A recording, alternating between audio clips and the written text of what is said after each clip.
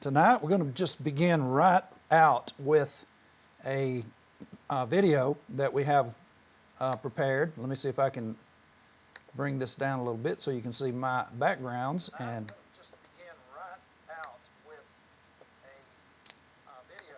Hey, you know what that was? That's me streaming live right now into YouTube, wherever you are. I wasn't going to make a plug for this, but wherever you are, that's what you could be doing right now. You could be calling a friend that maybe is confused, maybe is upset, who knows how they feel about your evangelism, let's just say, your behavior in your community as a member of the Church of Christ. Maybe you've gotten people riled up, and maybe you're the church members that go to church with you. Tell them we're talking about it right now on What Does the Bible Say? Now, I actually want a video that I put up earlier today, and let's just see if I can grab a hold to that. Let's see, just a minute. I just didn't even have any clue that I was going to come up live my own self. And some people say, yeah, you knew you were going to come up live. Let's just see. Let's see right quick. I uploaded a video.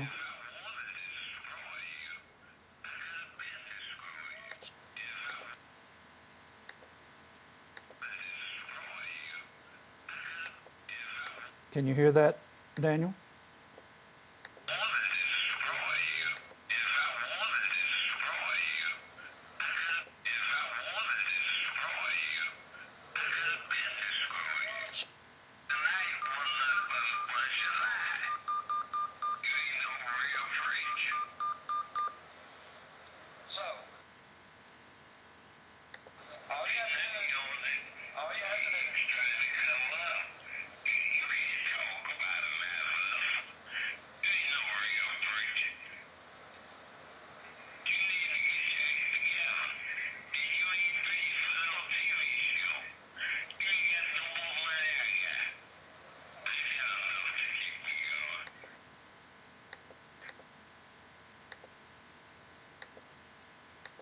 Okay, so what do we have tonight? We have Eugene Grant basically going to destroy me, and I'm trying to get you to see what you're in for when you're dealing with the community that you live in and you're trying to present the information. This is a shot of Eugene out at a tent. Grandson at one of our tents. That was back in probably, let me look around at the people there. I'm going to say that was, I really wouldn't guess, probably on Church Street. And this is an earlier picture of Eugene Grant when he once said that he was going to have a debate with us about mechanical music, and that would be with James Oldfield. I was back in the Marshall Islands at the time, and so folks, if you are presenting the truth, it's going to be difficult. You're going to have individuals like Eugene Grant who you'll be dealing with one thing, and up comes a call from out of nowhere basically saying, if I wanted to destroy you, I could have destroyed you a long time ago. And so that's the kind of thing that you have to deal with. But on the other side of this, here's the reward. Take a listen.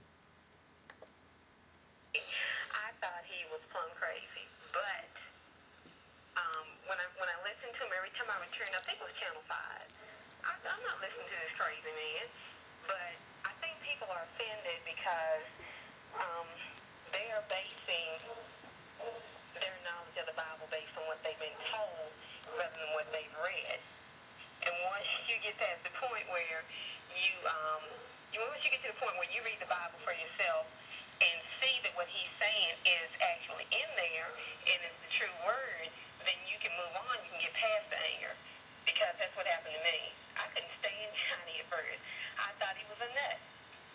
But, once I read the Bible for myself, I ended up going to his church in Collinsville when he was there and ended up getting baptized. And, I'm able to accept the truth now. That's what happens. Individuals begin to take you serious. They look at what does the Bible say, and they decide to make a change, and that's what we're trying to accomplish here.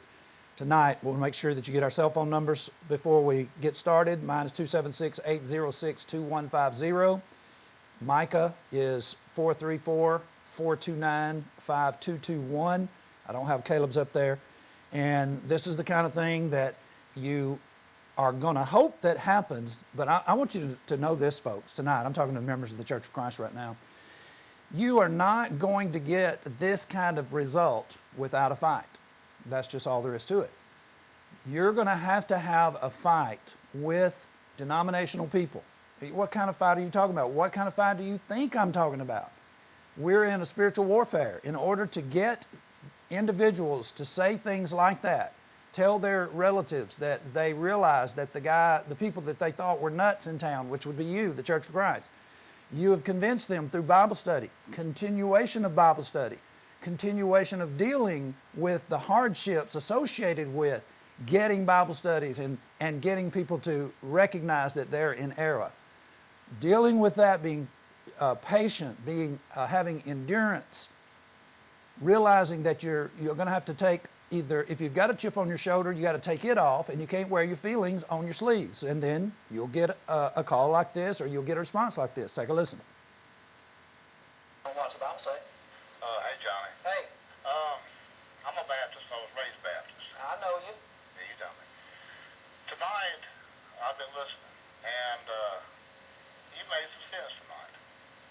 I don't know if it was just you changing the way you explained this, or I've changed the way I'm listening to it. But I agree with a lot of what you said on this tonight, about the baptism and stuff. I didn't used to think that way. And I'm going to just tell you that you're doing a good job. Thank you. And This is the best I've heard this explained. So, what's the Bible say? Hey, Johnny. Hey, that's the kind of thing that we're talking about. Let me stop just a minute and look for a slide that I want to make sure that I get up and get in front of you first thing tonight. If you are a member of the Church of Christ, you need to realize that this is a local Baptist preacher in your area. You might say, now wait a minute, we don't have preachers that act like this in our area. Do you go to their meetings? Have you ever been to their meetings? You're probably saying, now if you're a long-time watcher, you know exactly what I'm saying, but if you're one who hasn't been watching regularly or just got in tune with us lately, you're probably saying, Johnny, are you advocating that we go out and support their meeting? Do you think that I'm supporting their meeting when I go there? I'm actually going there in order to see what they're doing, get it on video, ask questions, and basically be able to show people what is going on. These folk are in it to win it. Let me tell you, they are in it to win it, and they have preachers just like this in your area. We're not the only persons in the world who have ever met Phil Kidd. Phil Kidd has been all over the United States. Look at him. This dude he's a madman when he's basically inside their four walls. There's just not hardly anything he won't do. This page was provided by him. It's a sample page of the kind of things that he will do when he's in your building or enrolled in some kind of revival for you. They're all over the place. And what are they doing? Folks, they're trying to win your family members away from the truth. And what I'm trying to do is to help you to realize that that's exactly what it is going to take on our side, not getting in the pulpit and looking like a bulldog up there on top of it. It's not what I'm saying. But I want to ask you this question tonight as we begin. As we start talking about what's going on, every one of us has the same Bible. Now you might say, well, we don't have the same translation maybe. That may be true because a lot of you folk are changing to the ESV. I do not know why. You sure are not going to study with anybody and convert them with the ESV, because the ESV is a good help to denominational people. Number one, when you are reading from the ESV, they're eventually going to ask you what you're reading from, and when it isn't the King James, they're going to basically start having bells go off because their mothers and daddy were raised on the King James, their grandmother was raised on the King James, their great-grandmother was raised on the King James. Am I saying the King James only?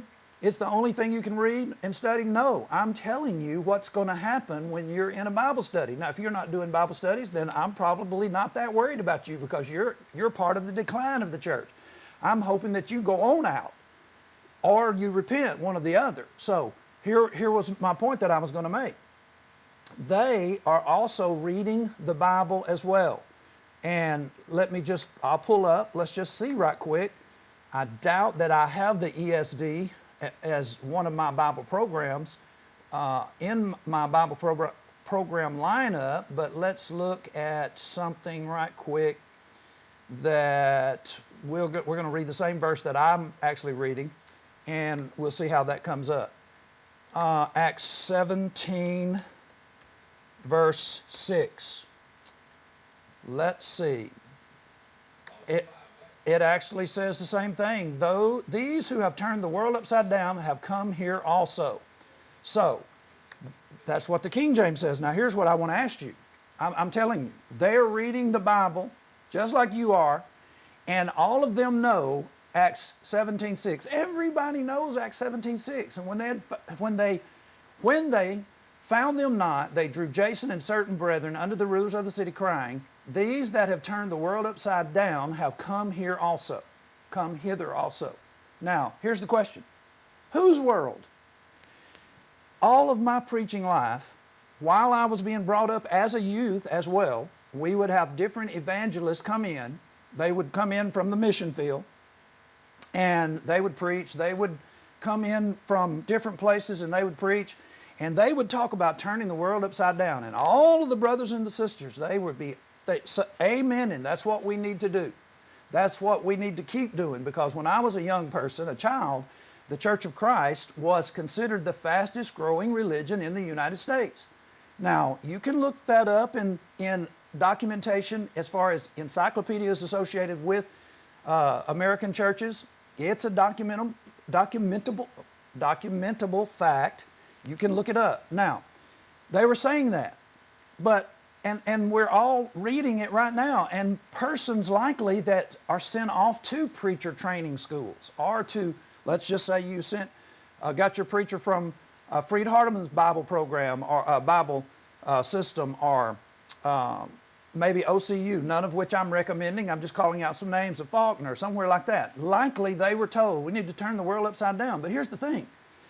You have one of these preachers, and let's say he starts talking, let's turn the world upside down. And it all sounds good in a sermon. But when you really get down to it, you need to ask yourself, whose world are we talking about? Because let's just say, for instance, if I were in your town, I would be talking to pastors that are around where we live, in the town where we are, maybe the different parts of the county. I mean, we go 2 states talking to different people, and I would be doing that in your town. And sooner or later, somebody would end up calling you and saying, would you tell your preacher to leave us alone? Now, if you tried it, then I would have 2 enemies. I would have the enemies, basically, who we all recognize are in the false religions. And if you were trying to tell me to stop bothering them because they're bothering you about me bothering them, now you've got me and you, we're not in good standing anymore either, because I'm not going to let you tell me to stop doing what God says I'm supposed to do, which is to bother them about the fact that they're lost. That's what we're here for. This turning the world upside down. Now let me give you an instance of this. This is a phone call that came in after I had been to Bay, Arkansas. I was in a meeting in Bay. Now, generally when I do I'm going to say this so that denominational people will know what it is. They call their meetings by things that they recognize. You say a gospel meeting, they have no idea what you're talking about. Just check me. Go out and ask some denominational people. Don't give them any cues. Don't help them, any hints. Just say, we're having a gospel meeting. Do you know what that is? They're not going to know. They call theirs names that they recognize. Sometimes they call them revival. They call them crusades, things of that nature. When you're talking about evangelistic work, you have to say something that's going to ring their bell, help them. So here I am. When I go and do a meeting somewhere, a evangelistic event, I always go there with the intention of talking to the people in town. Now, I actually had a congregation that used to support me up in Benton Harbor, Michigan, do a meeting, a in-house series on family and things like that. And I told them, no, I don't do those kind of meetings. And they just basically said, well, it sounds like you're trying to tell us what to do. You do what you want to do in Benton Harbor. But if you want me to be involved, I am not going to help you with your family while the whole town is lost and you're already saved. That's what you have elders for. That's what the preacher that is working there with you should be doing, because I know he wasn't evangelizing. He still isn't. So this is basically what would take place. And I'm just asking you what we're talking about. Is it the truth that you really want the world to be turned upside down in your area? Take a listen. No, actually, you're talking about the one that I was showing in Arkansas? The tape that you just showed, it might have been in Arkansas. Let me pop it back up right quick. Okay. And see if this is the one you're talking about where they were talking about throwing me out. Yes, sir. Yes, sir. Exactly. Actually, I was in Arkansas, and the people there in Arkansas had invited me to come over there and preach, and we were talking about preaching lessons having to do with salvation. And I knew that this Baptist church building next door, Yeah. I knew that the preacher there opposed me. And so what I went over to do is let him know that we were having a very friendly assembly that night in which we would discuss the thief on the cross, and we would be glad for him to give his perspective. Okay, and my question is that these people are supposed to be preaching or teaching God's word, then why are they so corrupt to you? I must say, which I don't live there, but that would, after seeing this, I certainly wouldn't want to participate or have my name even on the roll in that manner. I mean, this is absolutely outrageous. All you did was just went there because you was invited. That's just awful. Now, well, I wasn't invited. I will say this: what we were doing is we were going through the town, as we do, as many people do, door knocking, and handing out leaflets about our upcoming preaching that night.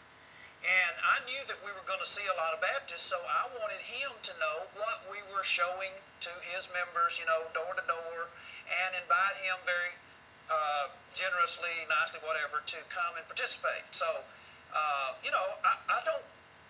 Now, I'm saying that I wasn't invited, but anybody who comes into our building, comes up and rings the bell or whatever, we look at them as a person who is potentially somebody who might be taught. And I would never want to try to throw somebody out. And that's what my problem is after looking at this, regardless of really what you went there for. I mean, this is unbelievable behavior for someone to be trying to teach or preach to act like this. I mean, really, what would they had really did had you not backed up? I don't know. I really wonder my own self, because the gentleman said, whatever it takes. You're out of here, whatever it takes. And so we all can gather when someone is heated, and they sound like they were heated, fired up, so to speak. So whatever means just whatever force it takes will get you out of there. right. Now, are you on the internet? No, sir. I was going to get you I to. think you're watching the program right now. Okay, well, the reason I was asking. But I will go there. Okay, well, our site is let's see, it's Bible Says TV, and you can actually get on there and make a comment. And I think we need some comments where people say what you've just said, that you're surprised that they would act so heated so quickly. I'm just absolutely shocked. I mean, I watch your program all the time, and for those people to act like that, you got your program, and really, you take people like me, just watches the program with these other ministers or teachers, whom whatever they call themselves.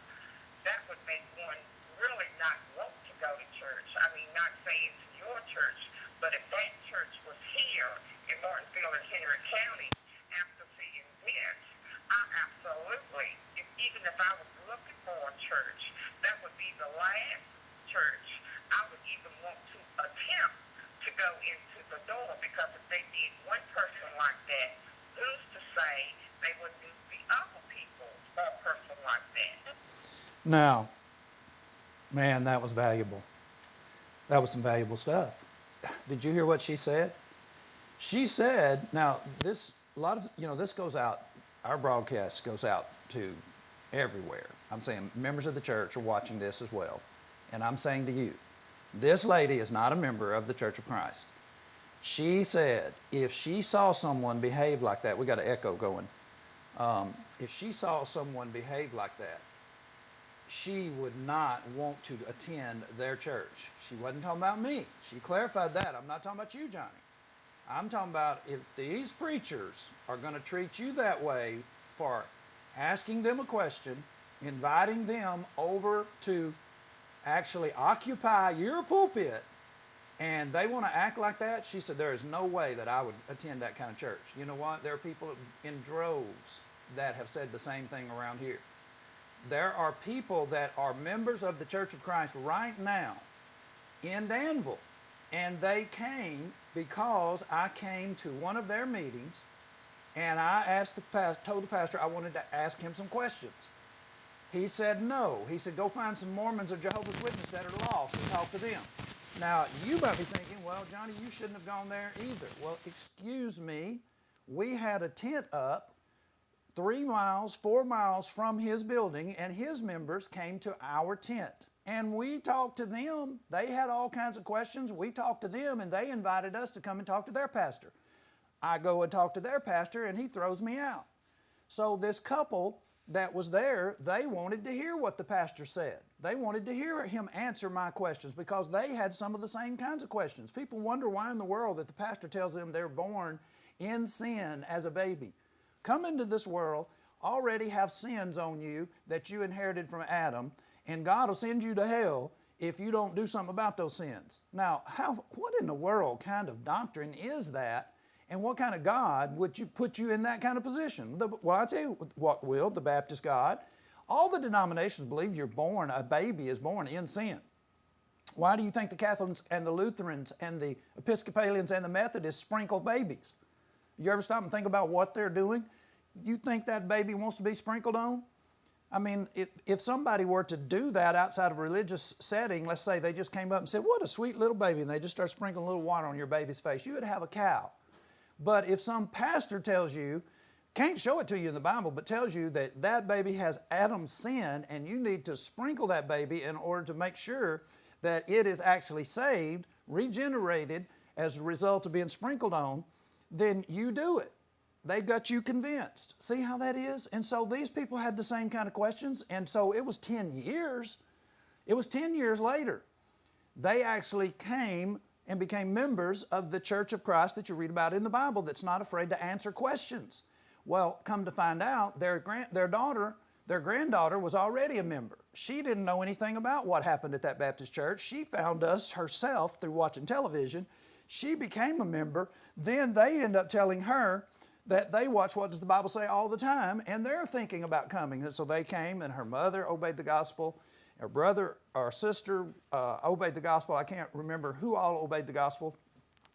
The granddaughter has moved now. I believe she's in New Hampshire, and she's actually involved with some other folk that have come and met with us as a result of the broadcast. They were in Massachusetts originally. Now I think they're all in New Hampshire. And so These things are going on. I'm saying, and now these people that I'm telling you about, the ones that obeyed the gospel as a result of all this, oh, they don't mind it being their world. You know why they don't mind turning their world upside down with the gospel? Is because they know what it's like to be lost. So many of you folk in the Church of Christ, you either are second generation or maybe not. Sometimes sometimes people obey the gospel out of denominations and they get into a Church of Christ that doesn't do anything, and you just become just like them. You don't do anything. And you might just be saying, well, Johnny, why are you saying that we all have to be doing this? I'm not saying this. This is the New Testament. The Apostle Paul is an example for you of a person who was a lost person. He actually was commissioned by Jesus to do the work that we're all supposed to do, and he's showing us how to do it. You're supposed to be turning the world upside down where you are. You're a preacher. You know, I can't even imagine a preacher that is reading his Bible in 2 Timothy 4 and he sees do the work of an evangelist and he never does any evangelism. I've been on 2001, I think, and on another one here in town since in 97. And you look at my face today, is it red? It's because I was knocking doors yesterday. I don't always feel like the rest of the guys. They're out knocking doors on Tuesday before class in Danville. They come back to the building and one of the ladies will have some snacks or whatever, and then they have class. This is what we do. We are in the field for a reason. We're in the kingdom for a reason. And that's basically what we have got. Listen, if you want this younger generation, if you don't want to lose them, we've got to stop playing church. And we've got to start acting like we truly believe that the people all around us are lost. Now, friends, if you believe that they're lost and it bothers you, then you're going to want a preacher that will go out and try to find them. And I'm saying it doesn't matter if you have a television program. The first place I ever worked was a little town in Texas called Detroit, Texas. I started to say Detroit like they say in Michigan. Detroit, Texas. They put the long E in there. Detroit, Texas. 800 people. Red River County. I knocked all the doors in Detroit, Texas. Then we started knocking the doors in the county. Did the people there like it that were lost? No.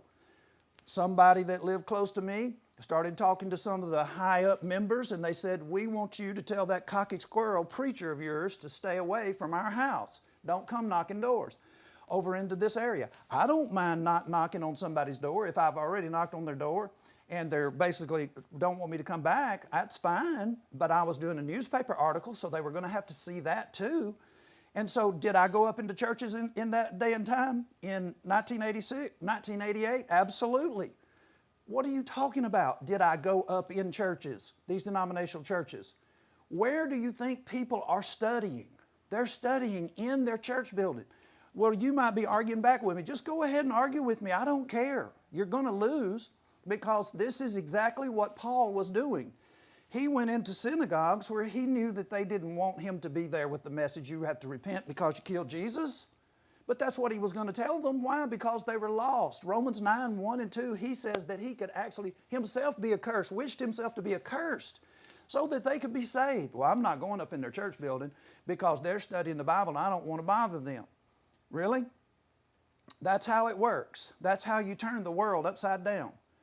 That's how Paul turned the world upside down and the people associated with him. No, that is not how it works. This business about just letting them go to hell on the fast train to hell without ever warning them is the way you get to go to hell. And it's also the way you dampen the zeal of the young men that are being energized by our broadcasts. And listen, folks, we don't think that we're anybody. I don't think I have leadership qualities. I work in small areas, always have, whether it was overseas, here in the United States. I work in small areas. I go out and evangelize any way I can. If I have a newspaper, I try to get in the newspaper. If no newspaper, it doesn't matter if I have a newspaper, TV broadcast, what? We're going to knock doors. People are going to see us in person and have a chance for us to talk and interact with them. This is what you have to do. I'm not trying to say that I'm some icon, but I will tell you this, there are thousands of people that are watching our broadcast. We have the subscribers to prove it, and the views are in beyond a million now. By the end of the year, we expect to be 2 million views watching broadcasts like this, members of the church, hearing that you're killing your own preachers. These young guys, they talk to us regularly. We send them out all kinds of free material. They're so fired up, they want to do something about the lost people. And what happens? They get feedback, they get negative feedback from the members of the church. And I know how this gets. I just got the actual stat is we get 8,000 views a week to our broadcasts. And these young fellas, they're like, I'm sick and tired. One of my favorite preachers was an old black gentleman in Red River County. And he helped John Shannon and I when we were putting up tents back in the 80s. And he used to tell me, his name was Aubrey Chambers. And Aubrey used to tell me, I don't pets nobody. And what he was talking about is he didn't spend his time petting certain members of the church to keep them happy. Aubrey was out constantly trying to get something established, working with lost people. He was a carpenter, a contractor, hard-working individual, and he also was a preacher, and he was evangelistic. I don't pets nobody. That's the way I am too. I've never petted members of the church who complain and grumble and don't care about lost people. I don't care. I can't deal with that. If you're a goat, then I'm not petting you. If you're a sheep and you're acting like a sheep, God love you and bless you. But if you're a goat, I'm not petting you. I'm hoping that you get on out of here. All that butting and jumping around that you're doing and messing up the work, you need to go on somewhere else. You fit in a denomination better than you do the Lord's church. People are trying to get people saved, and you got individuals who are more interested about people they work with complaining to them, or people where they go to the restaurant complaining to them about you being in town turning it upside down. What is wrong with y'all? You see what I'm saying? Is it any wonder that the Church of Christ is dying? And is it any wonder that God will let it die if that's the way we're going to be? If we're not going to be effective, then what's the point? Now, look at this. It goes hand in hand. This is Acts 17:5.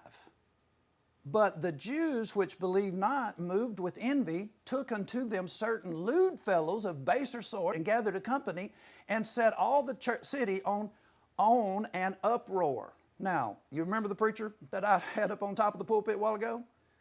These folks are base individuals.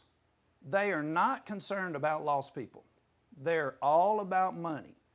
They don't tell the truth, can't ask them any questions, cannot get them to discuss. Do you know, a lot of these fellas, they just basically, they believe they can go out and say, you believe Jesus? And if you say yes at the door, they say, hallelujah, you were just saved. We put you on our roll as how we save people. They will cause all kinds of trouble. They will get the authorities involved. They will do whatever they can to try to get the city in an uproar. Can I tell you something? Now, put your seatbelt on here, folks. The city has to be in an uproar. Have you ever read, I'm talking about take Jesus' behavior. I've got a good friend down in Portland, Jerry Moffitt. When we're having problems, different things come up, Jerry always says, let's basically read the New Testament and let's look at this subject particularly, and let's see, right now fresh what the New Testament says about this particular instance, and then we'll get back with each other. That's a very good practice. It's like maybe you haven't gotten yourself, you haven't boned up on a particular subject. Read that subject through the New Testament and see how you come out after you get through. In other words, what you're doing is you're giving God a chance to refresh your thinking. Okay, here we go. Have you ever read what Jesus did as he went throughout his ministry? Jesus was constantly picking out their pet traditions, and he was disobeying what they said was a particular tradition that you cannot disobey. The Sabbath day. Do you notice how many times that Jesus did things on the Sabbath day that he knew that would cause trouble? Did you see Jesus actually say to a person, your sins are forgiven? You think he didn't do this on purpose? The paralytic person that they let down through the roof, you think he didn't do that on purpose, say that on purpose so that they could hear it? These individuals, they knew Jesus is the greatest psychologist of the world. He is the creator of mankind. Jesus knows that in order to get your attention, you have to be focused. That's what attention is. You have to get focused. What's going to get you focused? Why did I play Eugene Grant tonight? Because everybody around here knows Eugene Grant. He'll be calling up tomorrow on Charles's show. Or Joe Prater will be calling up on Charles's show. Did you hear why would Johnny play Eugene Grant? Why would Eugene Grant call in up into my show after the show last Wednesday, I think it was last Wednesday, saying he was going to destroy me, could have already destroyed me. And I can't talk about Malvester because I'm not really a preacher and I don't have funds for this television broadcast and he's got more money than I do. So what? But why did I play that? I want you to realize that folk are watching and folk are in an uproar. Well, you just like attention. I don't like attention, but I do like you to read your Bible. And the one thing that's got people reading and has had them reading ever since What Does the Bible Say came on the airwaves around here is that we take the information to them through the airways, in person, through these long extended tent revivals, tent campaigns and crusades, and door knock all over the place and get on extra television. Why? Why are we doing this? I don't get paid anything. Now, most guys, when they go and do a campaign or what we call a gospel meeting, they get paid. You get your airfare down there or your travel expenses. They put you up in a nice hotel. Somebody's wanting to feed you all the time. You get paid big bucks to preach to the people that are already in the pew. I don't do that. If I do, I don't ask for money. I don't want you to let me go down there on my own expense. I'll be glad for you to pay for my gas and all of that on the way down there, but you don't have to pay me when I get there. I don't need 2 salaries to do what I'm loving to do in the first place. I'm already paid. You think the brethren where I am are going to say, well, John, if you're going to go down there and do an evangelistic campaign for them, we're not paying you this week. That's not the way that works anywhere. I mean, preachers actually have it in their contract that they can do 2, 3, 4, maybe even 5 different meetings in other places. And guess what that means? They're going to get paid they're going to get 5 extra weeks pay if they even do a week meeting. Most of the time it's only 3 days, but they're going to get paid. They're getting twice pay because they got paid at home even though they weren't there. And then they go off somewhere and they get paid again. For what? You're not turning anybody upside down. Most of the time you're just making people feel good about the fact that they're doing nothing. And I'm saying this is the life we're supposed to be living. We're supposed to be helping these individuals, and we certainly need to do something about these individuals.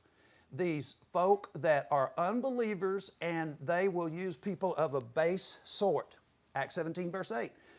But the Jews, and they troubled the people and the rulers of the city when they heard these things. Now, listen, y'all. This is evangelism 101. Troubling people about their status quo, which is being lost. Troubling people with the fact that they're lost is your number one job.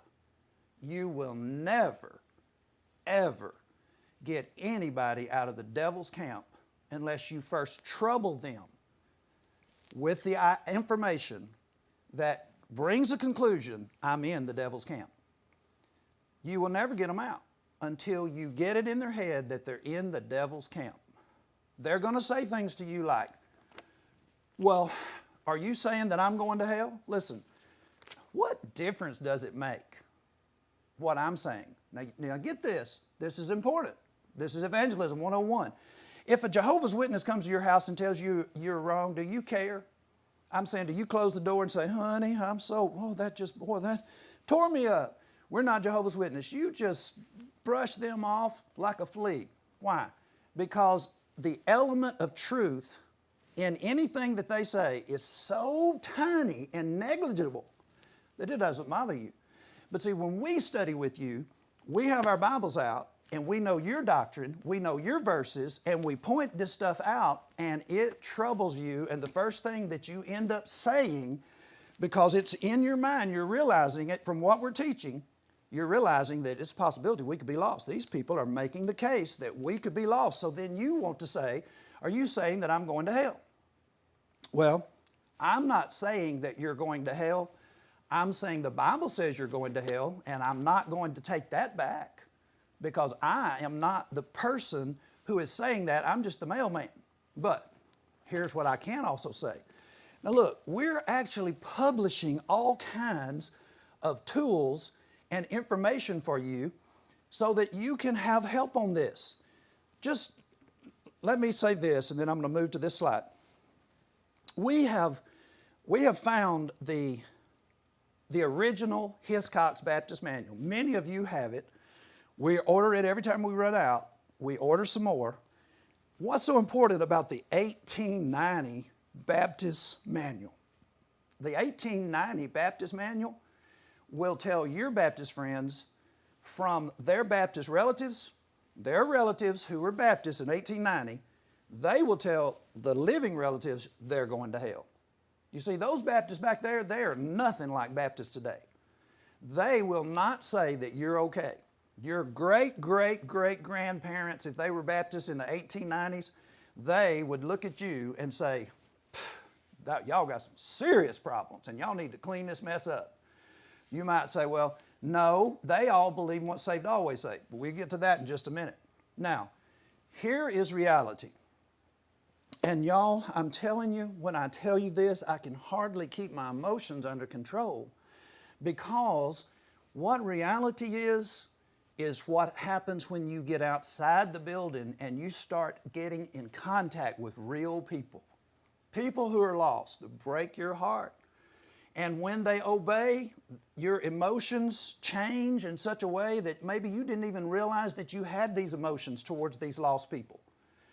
This is a tract put out, you can see down here at the bottom probably. Now, I'm fine with the lower third, Daniel. I have this television. Okay, but I have this remote for some reason. But it's fine. I'm saying I don't think the audience can see that remote down there, can they? Okay, down at the bottom it says Clifford H. Niblett Sr. Clifford Niblett is a man who was born in 1910. He was a primitive Baptist in 1910.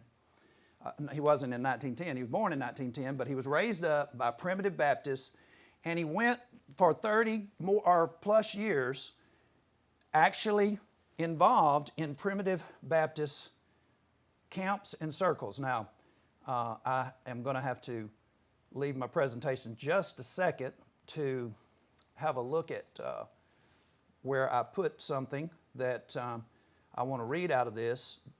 Mr. Niblett, Clifford Niblett, I have never met him, but the thing about it is I actually have the opportunity to meet people that were associated with him. This is the inside of this booklet, and he talks about the fact that in February 2nd, 1910, he was born in Henry County, and his father died when he was 17, and so that made a big impression on his life. And you know, when you have somebody die that quickly, Caleb would have been 17 if I had died of cancer in 2011. And he basically talks about trying to find the truth. He realizes that he's not getting any answers from the primitive Baptists. He's trying to do things that they say to do. He's listening to the stories that people tell about how they experienced this and that, and God talked to them. And he never had God talk to him. He had these horrible dreams about going to hell. And he said, we just kept trying to find the true way. We found we were born into a world of religious confusion. Now, can I make a plug here? This is basically in 1950 at this point. I wasn't even born, and everybody says that we caused the confusion around here. He says he was a primitive Baptist, and all these folk were confused. He said, Brother John H. Gravely, a faithful minister of Jesus Christ, helped me follow the path of the apostles. We found the old landmark by searching the scriptures, the Church of Christ. We have repented to God for this era, building upon Baptist church foundation laid by John Smith. This work of John Smith was the work of iniquity. Now, this is a man, basically, they tore down the building that they were in, they erected another building to meet in, and this building they actually now were meeting in is, in fact, the Providence Road Church of Christ is what the name says outside. That's just a building. The people that assemble there are people that are trying to be like what they said in the New Testament. Now, this is what happened. I want you to get this as far as me saying this is the reality. Now, the track is called A Drastic Change. Over 20 years ago, December 27, 1951, I was called by the elders of the Chestnut Knob Primitive Baptist Association. I was excommunicated by them because I preached conditional salvation in Jesus Christ. For by grace are you saved through faith, and that not of yourself is the gift of God, Ephesians 2:8. They did not believe it. This evidence proves why these sinners are in this condition of disbelief and error from the truth. Now, this is what happened to an individual in 1951 when they found out that he had left the Primitive Baptist Church. So, here's the question. Would you have been upset with all of that going on if you had been a member of Clifford Niblett's family and John H. Gravely's family? Do you realize that when these kinds of things happen, that the entire community is, for a time frame, depending on how people, how long their zeal lasts, I mean, things are just not normal. Everybody is talking about this Primitive Baptist Church. The whole Baptist Church changed from being a Baptist church into the Church of Christ. What in the world? What are we supposed to think? Now, you're saying, I'm going to go ahead and move this out of the way right quick. You might be saying, well, where's the emotional part? Here's the emotional part. Folks, this is a tent meeting, and I don't know if you can actually see all that well. I know you can see Caleb right here with that funny look on his face. That's how old he was back then. But in this crowd, right next to Caleb, is a grandson, what would be a great-grandson of John H. Gravely, and the grandson of John Gravely. And his aunt is sitting back there in the blue shirt. She looks like she's trying to get somebody's attention back there. And her mother is sitting over to, see if I can do TV time here, sitting over to, it's actually my right. It could be her left. I can't tell. But if you're watching TV, I guess it would be your right. Her dad is sitting right behind this lady right here in the red shirt. That is John Gravely, the son of John H. Gravely. This is John Gravely, brother. His name is Floyd Stockton, and his sister, this is a great-granddaughter also of John Gravely. And the mother is sitting over here on the far. You can't see her because of me. I'm standing in the way. John's wife is there. John obeyed during that tent meeting. They're all members of the Church of Christ. Clifford Niblett, he said he was helped by John H. Gravely. And I got to get into contact with all of these people. And here is the sad part of this account. When I was talking to the younger members of this family, they really didn't know anything about the Church of Christ. Now, the older gentleman, John Gravely, here that I was mentioning, which is the son of John H. Gravely, the man who helped Mr. Niblett, John H. Gravely was a preacher, but his son did not obey the gospel. And as a result of him not obeying the gospel, his wife was a Baptist, so the children basically were raised up outside the Lord's church. But wait a minute. You said that Clifford Niblett was friends with their granddaddy. That's true. And also, one of, I believe, John Gravely's sister was married to Clifford Niblett. And so that would mean that you have an aunt that's in the Church of Christ and she's not talking to them. She's not telling them. Now this is where you come in if you're a member of the church. If you are a member of the church and you're not telling your relatives, shame on you. That is just a shame. Now it's a wonderful thing. Many of you who don't talk to your relatives yourself, you come and help me. God bless you for helping me. I'm now trying to help you. I'm trying to encourage you back. You've got to be talking to your relatives.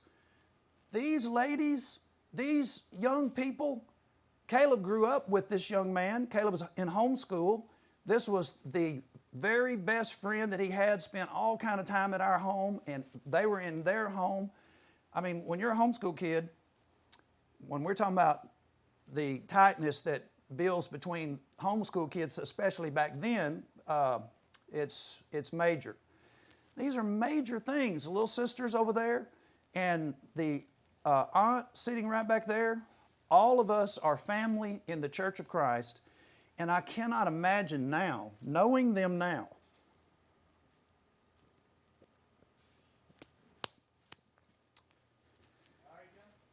yep, after knowing them now, and I know you can't have knowledge that you don't have, but once you do get it, once you do find a relationship with somebody like that and you realize that you could have missed that entire time in your life, it's horrible. It's just unthinkable for the last 15 to 20 years to be without this particular family.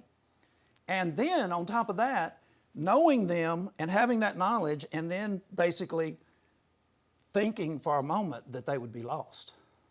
And I spoke to the daughter in blue on Sunday, and one of the things she said was she just had such a great feeling about her dad having obeyed the gospel and becoming a Christian because they thought that he was not going to. Brethren, folks in the Church of Christ, you're missing it. The world, that is people who will obey the gospel. And you're not evangelizing and helping them, and you're also going to miss your own destiny, the one you're hoping to have, if you don't change. Here's another situation. Now, it doesn't always end up like the Providence Road Church of Christ. This is a gentleman that is another good friend of mine. Let me just play a clip of him right quick. Johnny said I'm going to hell. What do you think? What do I think? Then it comes down, what do I think? And some of these other guys, Charles, I know they hadn't studied. Is he going to hell? Yeah, I'm afraid he is. Oh my goodness.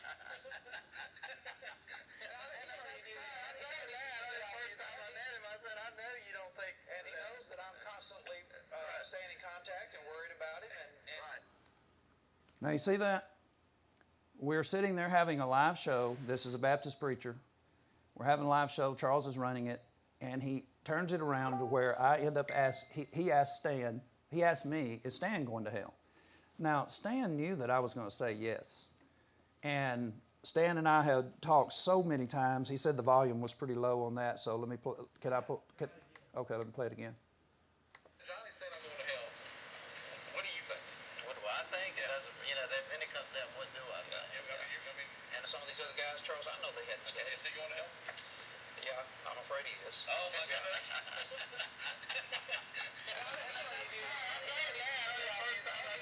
I know you don't think, and he knows that I'm constantly staying in contact and worried about him and concerned.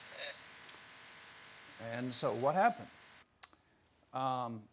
He ended up leaving the Baptist church. He started doing a television program, which he was teaching on, and where he was meeting, he started calling it the New Covenant Church of Christ.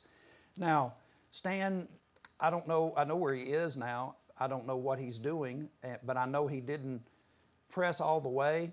I've got another clip that I'm probably not going to play, but this is him on television, and he has the tag up there, New Covenant Church of Christ. It's under the lower third, and he is basically saying that you have to be baptized in order to be saved. And he's going through the plan of salvation on television, and so this is the kind of thing that goes with these hardships that I'm talking about. And folks, this really is, when we get down to it, I'm trying to talk to my brethren as well as folk out here in this community. These are their books. They absolutely revel in the idea. It's an honor that they were put in jail in their mind. These folk that were standing up against the Episcopals in the 1780s, calling themselves Baptists, they weren't all Baptists. I can prove that, and I've done it many, many times on this broadcast. In their own minutes where they say they were a Baptist, if you look at the actual minutes, and I can send this to you, these kinds of books that have this in it, it actually says that they were churches of Christ. And the reason they were saying that they were churches of Christ is because they, in many cases, were fighting it out with individuals that were not really Baptists, or they were fighting it out with Calvinists, and they were trying their best to try to, individuals like Jeremiah Walker. This book that I'm reading from in my last few minutes, this is one of the most probably well-known Baptist histories there is. It's Armitage History of the Baptists, and in it, he talks on page 731 about a man named Jeremiah Walker. And right below that, he quotes that these individuals were calling themselves United Baptist Churches of Christ. Now, did you see Dr. Stan? He wanted to be New Covenant Church of Christ. Once you start seeing the truth, you want to start getting Jesus' name in there. Now, the Baptists, this Baptist word's still in there because they are baptizing. But you see, Jeremiah Walker is involved in this in a big way. And Jeremiah Walker is actually an individual who wrote a book called The Fourfold Foundation of Calvinism, Examined and Shaken. Now, this is from a Baptist website in Georgia that says that he rejected Calvinism. He also rejected, according to Armitage, he also rejected once saved, always saved. So see, you can see Jeremiah Walker, he is said to embrace Arminianism. Oftentimes when you don't do what they say, they put a tag on you that isn't real. They don't know what to call you. I mean, sometimes they call us water dogs, and they think that we're doing something that we believe that somehow or other the water is magical, and they think that we believe Catholicism, which says that your nature is regenerated. That's why they sprinkle those babies. They get the water on them, and their nature is changed from Adam's sinful nature to a pure nature like Adam was before, and they call that baptismal regeneration. We don't teach that. That's not a part of the doctrine that we teach.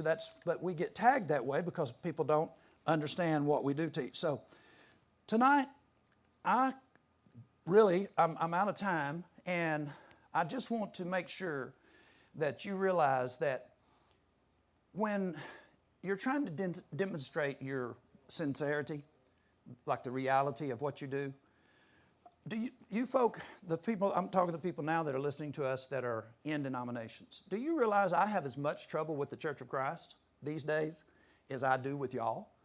I'm saying we're having to push back. I'm having a lesson here where I'm talking to my own brethren, and basically I'm worried about them, that they're not turning the world upside down where they are. They're comfortable in their wonderful setting, us few and nobody new. It's just a lot of food and joy with our family members, and the lost people are just going to hell.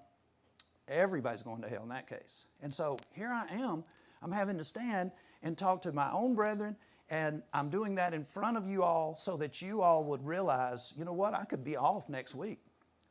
The people who help support me, they could pull the plug. Like, Johnny, how dare you talk to us, tell us how the New Testament speaks. But you see, they're not going to do that, because that's what it means to be a New Testament Christian. You're supposed to hear the truth.